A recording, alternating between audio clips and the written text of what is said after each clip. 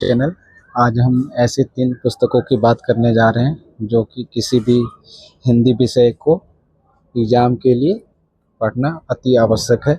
ये 3 पुस्तकें कौन सी है जिसे पढ़ा जाना चाहिए और एक बार नहीं अनेक बार पढ़ा जाना चाहिए।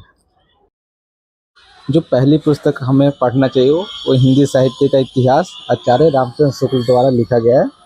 तो लोगों में ये प्रश्न ये होता है कि ये कौन सी प्रकाशन की लिया जाए, तो कोशिश कीजिए कि जो इसका मूल प्रकाशन नागरिक पंचानन सभा द्वारा जो प्रकाशित हुई है वहाँ से ले सकते हैं। अगर वहाँ ना मिले तो आप वाणी प्रकाशन या राजकमल प्रकाशन से ले सकते हैं, क्योंकि ये जो प्रकाशन है वो एक तरह से मूल जो पुस्तक है वो ऑथेंटिक होती है, जो कि हमें पढ़ना चाहिए।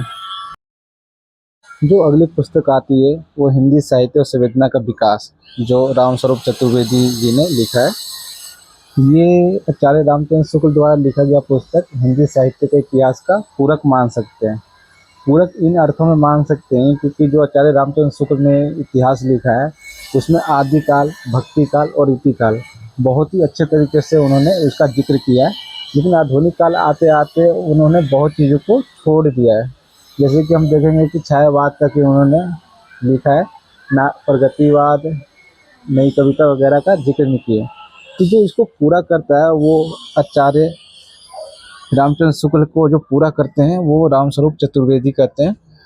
क्योंकि जब आप हिंदी साहित्य और संवेदना का विकास पुस्तक खोलेंगे तो लगभग 93 पृष्ठों में उन्होंने आदिकाल, रीतिकाल और भक्ति काल को समेटा है। मूल रूप से उन्होंने आधुनिक काल को आधार बना के इस पुस्तक को लिखा गया, जो बहुत ही अच्छा है। तो ऐसा नहीं है कि आप आचार्य रामचंद्र शुक्ल को पढ़े तो सिर्फ रीतिकाल तक ही पढ़े, आप उनको पूरा पढ़िए और फिर इन्हें आप दोबारा पढ़िए।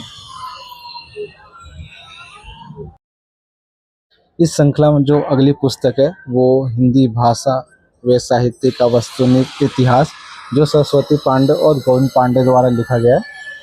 ये पुस्तक जो है आपको इसलिए पढ़ना चाहिए क्योंकि इसमें कई प्रश्न ऐसे आते हैं जो कि वन लाइनर होते हैं, तो इन्हें आपको रट लेना चाहिए। क्योंकि अगर आप इन्हें नहीं रटेंगे तो जाहिर सी बात है कोई और रटेगा, तीनों आपको रटना है। ये पुस्तक लिखा जो गया है या जो संपादित किया गया है कह सकते हैं, इसमें लगभग 50 प्लस किताबों का आधार बनाकर ये पुस्तक बनाई गई है। जब आप इस पुस्तक को खोलेंगे तो इसकी जो आखिरी पृष्ठ है, इन्होंने जिन जिन किताबों का आधार बनाया है उनका सब जिक्र किया गया है।